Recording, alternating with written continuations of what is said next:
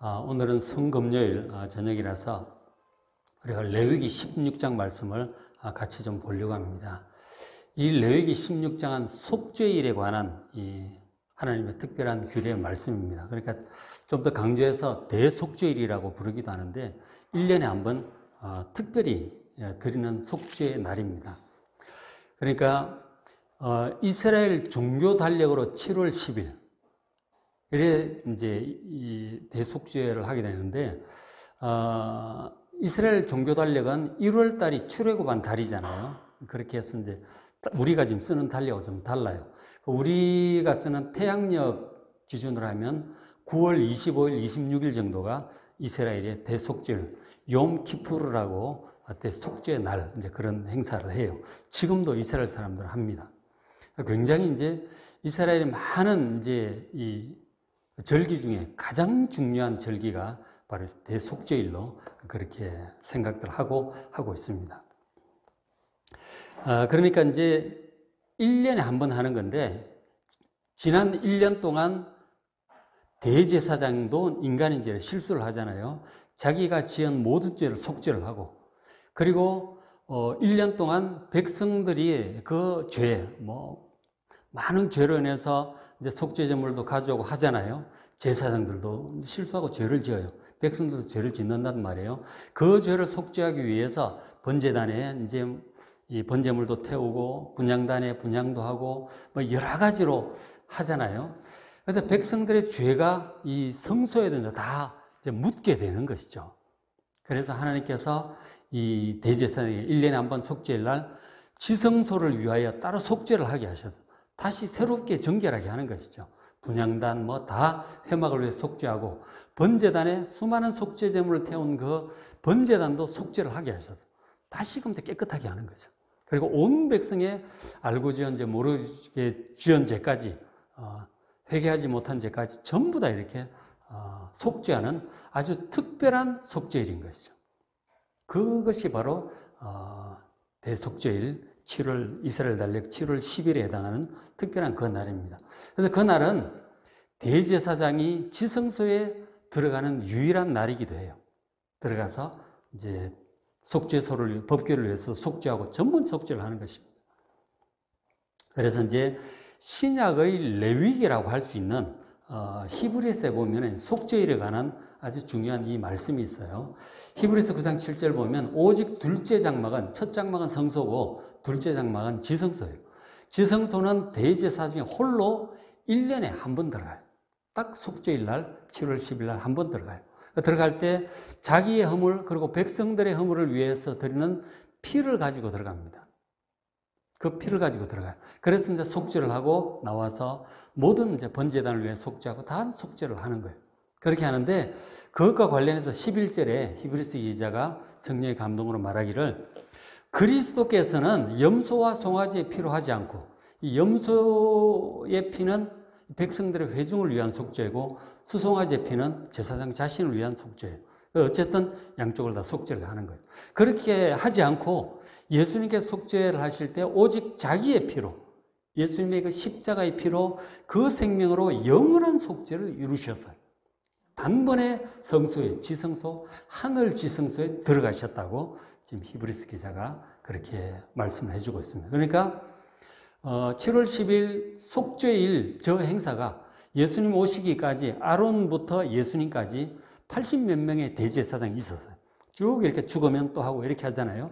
80몇 대까지 내려왔는데 수많은 대제사장들이 1년에 한 번 지성소에 들어가서 이렇게 속죄를 계속 했었는데 이제 예수님께서 오셔서 염소와 송아지의 피가 아니라 당신의 피로, 당신의 생명으로 영원한 속죄를 이루셔서 단번에 하늘의 지성소에 들어가셨다고 말씀을 하시는 거예요. 그러니까 대속죄일 날 이 대제사장이 속죄한 그것이 바로 예수님께서 오셔서 십자가에서 당신의 생명으로 속죄하는 그것을 예표하고 있다고는 하는 것을 지금 말씀을 해주고 있는 거라고. 그 대제사장의 그 속죄일은 바로 예수 그리스도의 십자가의 속죄를 예표적으로 가리키고 있는 것이고 임시적으로 백성을 위하여 그렇게 속죄를 했던 것입니다. 그런데 예수님께서 오셔서 당신의 생명으로 완전히 속죄를 하나님의 백성들을 위한 모든 속죄를 단번에 완전히 이루셨음을 믿으시기 바랍니다. 그래서 하나님께서 그 속죄를 받으시고 지성소 휘장을 찢어버리셨잖아요.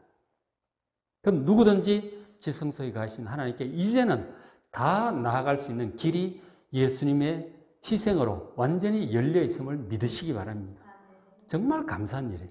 참 안타깝게도 사람들이 이 복음을 전해도 듣지도 않고 믿지도 않고 많은 사람들이 받아들이지 않아요. 지성소에 계신 하나님께 나아갈 수 있는데도 안 나아가요. 그게 참 정말 딱한 노릇이죠. 복음을 믿고 하나님께 나아가면은 누구든지 그 죄를 용서하고 하나님의 자녀가 되고 하나님 나라로 들어갈 수가 있는데 안 들어간다는 거죠. 오질 않는다는 거예요. 참 안타까운 일이에요. 이것이 이제 우리의 영적인 눈이 어두워져서 그렇고 이 사단이 세상의 약한 영들이 사람들의 마음을 혼란하게 해서 그 복음을 보지를 못하게 하는 거예요. 구원받지 못하는 이런 현실이 정말 안타까운 거예요. 그래서 우리 주변에 믿지 않는 사람들을 위해서 영적인 눈을 열어달라고 기도하셔야 됩니다. 기도를 해서 정말 하나님의 은혜로 정말 그들의 눈이 열리고 이 복음을 믿고 용서받고 하나님의 자녀가 될 수 있도록 우리가 기도 많이 해야 돼요. 그죠? 먼저 믿은 우리의 책임인 것이죠. 그래서 어쨌든 저 말씀을 보면 이 구약의 대속죄일은 바로 예수님께서 십자가에 죽으신 이 성금요일 날의 예표라고 하는 것을 알 수가 있는 것이죠. 그래서 레위기 16장 말씀을 이제 전반적으로 간단히 좀 보려고 합니다. 예수님의 속죄의 의미를 우리가 잘 알 수가 있죠. 먼저 이제 이 레위기 16장이 대속죄일 얘기를 하기 전에 이 얘기를 먼저 하나 해주고 있어요. 레위기 16장 1절 2절에 이제 이 얘기를 먼저 하는데, 자, 아론의 두 아들이 여호와 앞에서 나아가다가 죽은 후에 여호와께서 말씀하신 거예요. 이 아론의 두 아들은 제사장입니다. 아론의 아들이 4명이 있었는데 다 제사장이에요. 아론은 대제사장, 아들들은 이제 그냥 제사장들이죠. 근데 이 두 아들 제사장 나답과 엘리후, 일남, 이남이죠. 그 두 아들 제사장이 하나님께 제사를 드리러 나가다가 죽은 일이 있었어요. 그러니까 하나님께서 분향을 하러 이제 매일 들어가는데, 들어갈 때 그 향을 피우는 불이 필요하잖아요. 그 불은 그 성막들에 있는 번제단에 불을 가지고 들어가야 돼요. 근데 아마 술을 좀 마셨던 것 같아요. 독주를 마셨던 것 같아요, 보면. 그리고 술을 마시고 아무 불이나 가지고 간 거예요.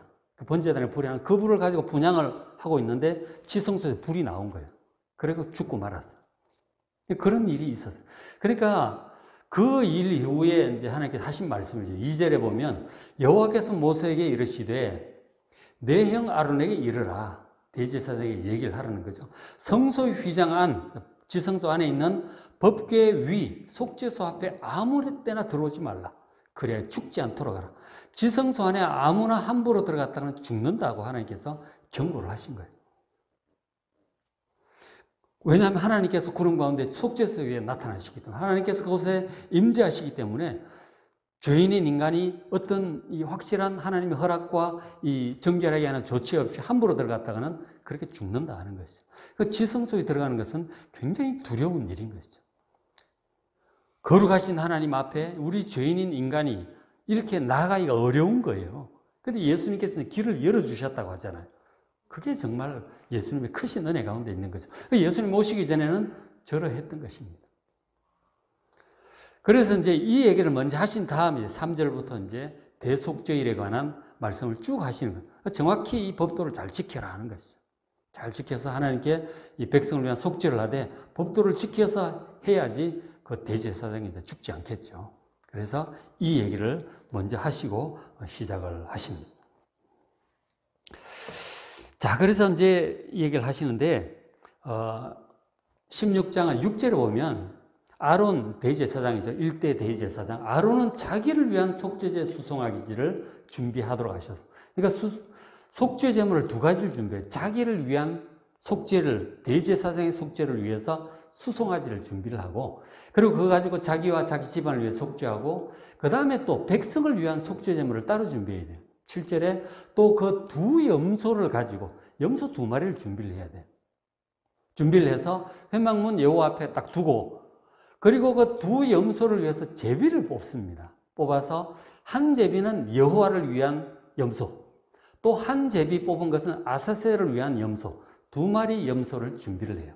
그래서 이제 그림을 하나 보시면, 자, 앞에 그림이 있죠. 두 마리 염소를 준비를 하는데 제비 뽑기를 하는데 하나는 아사셀, 하나는 하나님을 위한 거예요.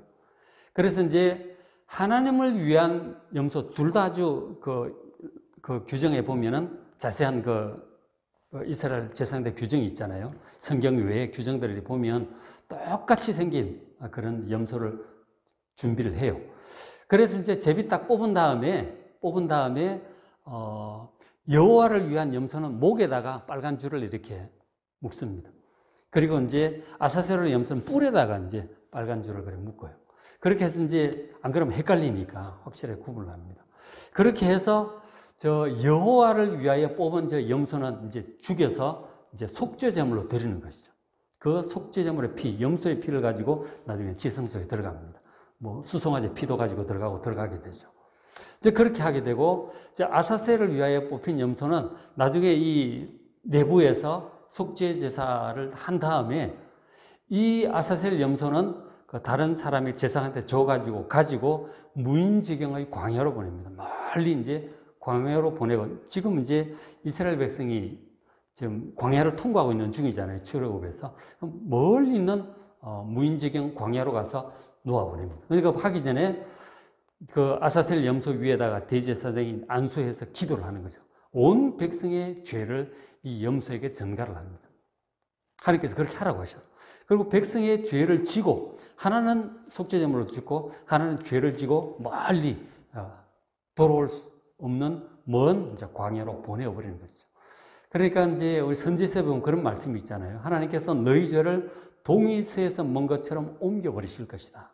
그렇게 말씀하셨어요. 혹은 깊은 바다에 이렇게 아주 빠뜨리게 하실 것이야. 그런 말씀들이 있잖아요. 그런 것들을 상징적으로 보여주시는 것이죠. 하나님께서 우리 죄가 있잖아요. 죄가 있는데 우리 죄를 이 속죄 제물을 받고 용서를 하실 때는 기억도 안 하시겠다는 그 말씀을 보여주는 거예요. 아예 기억도 못할 먼 곳으로 보내버리시겠다. 하나는 죽어서 속죄제물을 하면 기억도 하나님께서 하지 않으신다고 그렇게 말씀하십니다. 하나님이 기억력이 굉장히 좋으신 분이잖아요. 그런데 잊기도 잘하세요. 결심함도 잊으시는 거죠. 이 망각도 은혜예요. 그죠? 우리도 이제 다른 사람 이제 관계 속에서 잘한 거 잘못한 거 있잖아요. 우리가 이제 다 잘 잘한 거는 기억을 해야 되고 잘못한 걸 빨리 잊어주는 게 좋거든요. 이제 그렇게 해야 되는데 저렇게 하나님도 잊어주신다니까요. 속죄를 받으시고. 참 감사한 일이죠. 그러니까 그 속죄 염소 두 마리 아주 특별한 저는 그림을 보여주고 있죠. 아사셀 염소. 멀리 이렇게 광야로 보내고 잊어주시는 하나님의 특별한 은혜. 정말 우리 감사하십시다. 저게 이제 대속죄일 날 이제 저것을 하는 것이죠. 그렇게 하나님께서 백성들의 죄를 피도 받으시고 잊어버리시고 그렇게 하셨어요. 저렇게 하는데 지금은 이제 나중에 보니까 나중에 광야 끝나고 이제 그 가나안 땅 들어가잖아요. 거기는 광야가 아니잖아요. 이제 아사셀림도 갔다가 돌아오기도 죄가 돌아오면 안 되잖아요. 그죠? 그래가지고 나중에 행사하는 거 보면 그 낭떠러지에 가서 이제 떨어뜨리는 것으로 그렇게 행사를 했다고 합니다. 지금도 이제 아사셀 염소 이스라엘 사람들 할 때 그런 식으로 낭떠러지에 그렇게 한다고 해요. 그래서 이제 그렇게 지금 하고 있습니다. 어쨌든 지금은 사실 예수님께서 온전한 속죄를 이루셨기 때문에 더 이상 저렇게 할 필요가 없는 거예요. 예수님을 안 믿으니까 이스라엘 사람들이 그렇게 하고 있는 거죠. 자, 그 다음에 이제 저렇게 준비를 한 다음에, 자, 레위기 16장 12절에 대제사장이 이제 하는데 이 모든 행사를 대제사장 혼자서 해요. 대제사장 혼자서, 그전에는 뭐 레위인도 있고 뭐 돕는 제사장도 있는데 이 대속죄는 대제사장 혼자서 합니다. 대제사장 책임이 굉장히 크죠.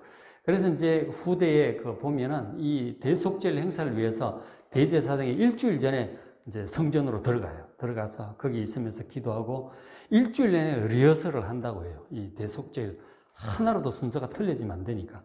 그렇게 해가지고 굉장히 이제 기도로 정성껏 준비를 해서 대속죄를 합니다. 지금도 이스라엘 사람들은 대속죄일 날 욤키푸르 그날이 되면 지금도 하거든요, 사람. 그래가지고 뭐 그 전날부터 하고 뭐 안식일 중에 안식일이라, 그러니까 보통 안식일 날 보면 지금 이스라엘 사람들은 이제 방송도 하고 막 그러잖아요. 근데 보통 경건한 유대인들은 주일날은 안식일 날은 방송을 보질 않습니다. 근데 이 대속죄일 날은 아예 이제 방송도 안 해요. 방송도 안 하고 뭐 길거리에 차도 일체 안 다니더라고 보니까 요즘 그렇게 해요. 그런 대속죄를 지금도 하고 있어요.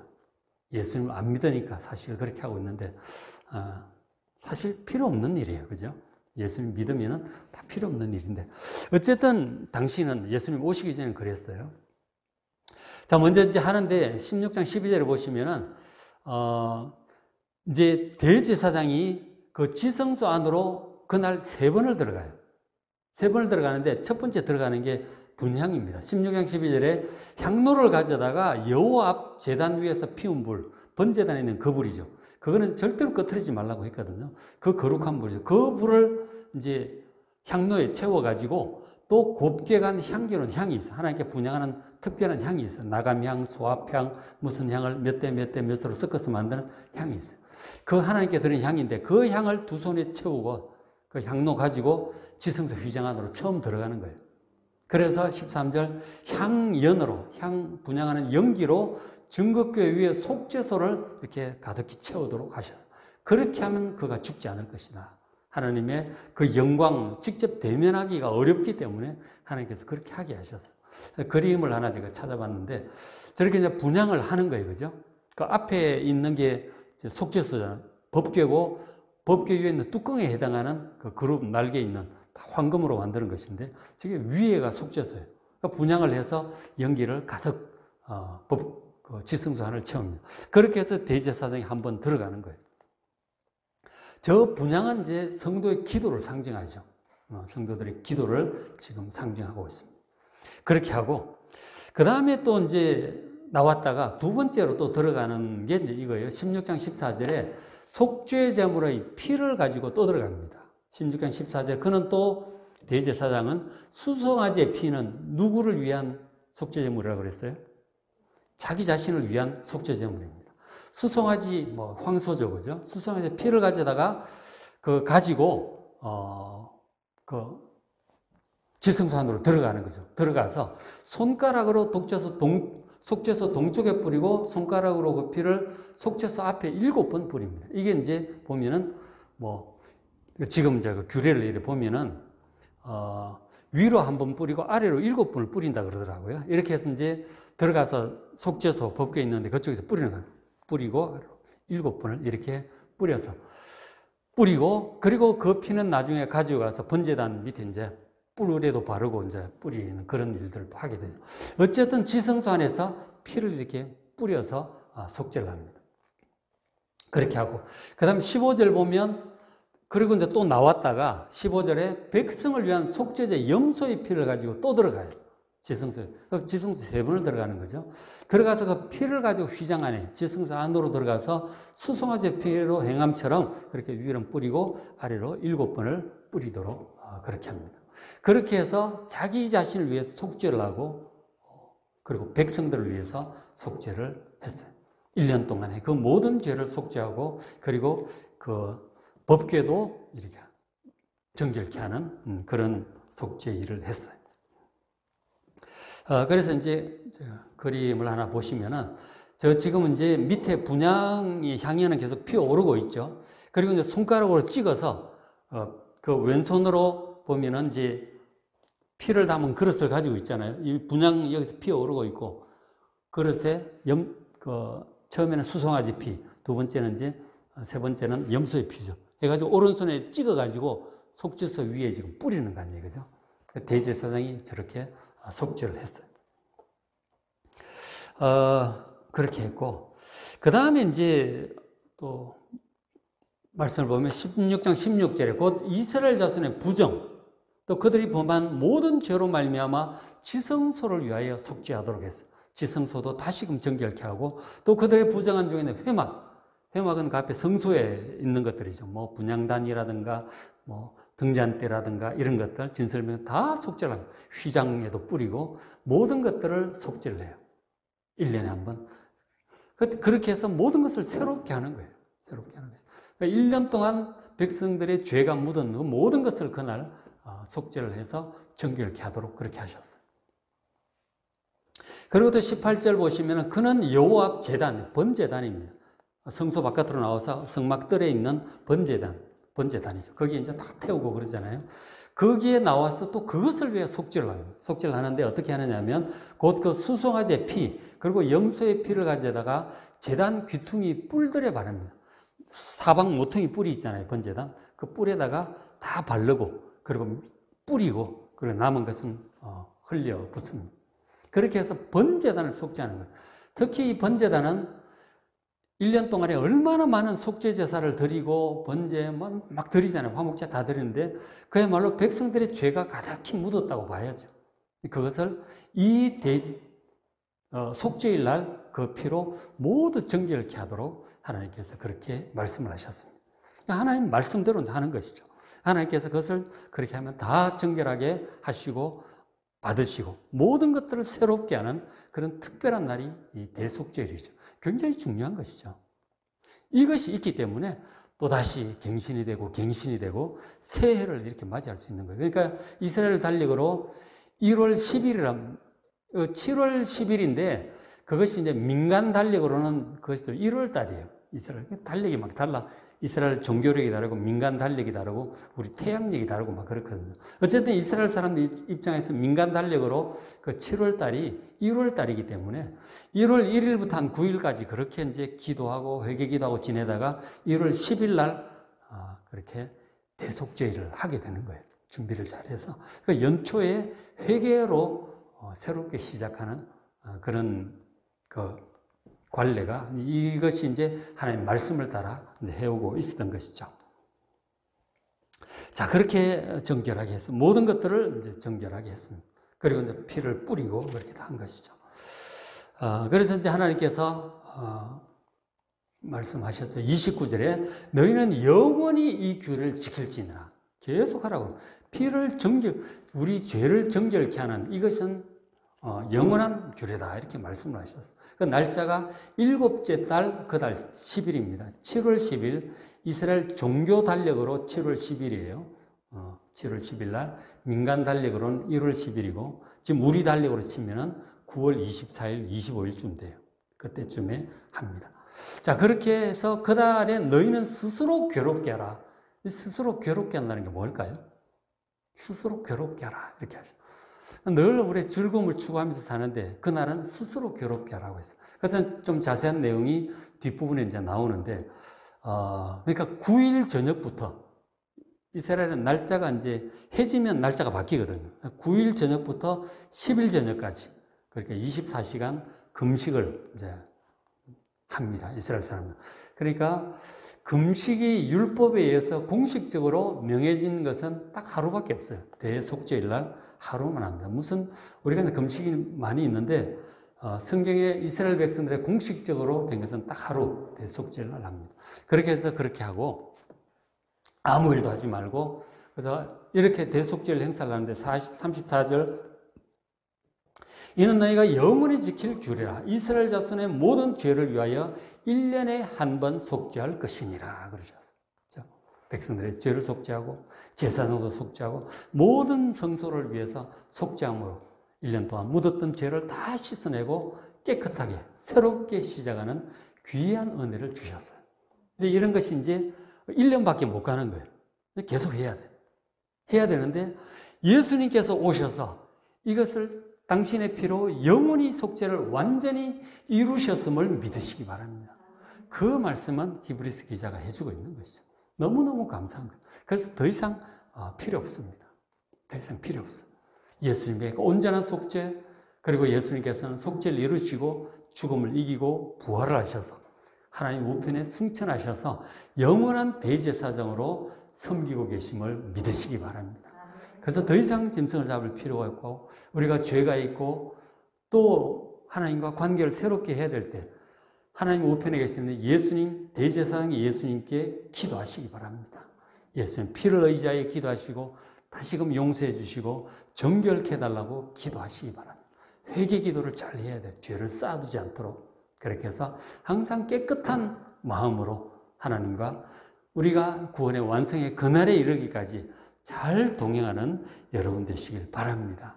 그렇게 해서 이제 가잖아요. 예수님께 죽으신 그 순간에 이런 일이 벌어졌죠.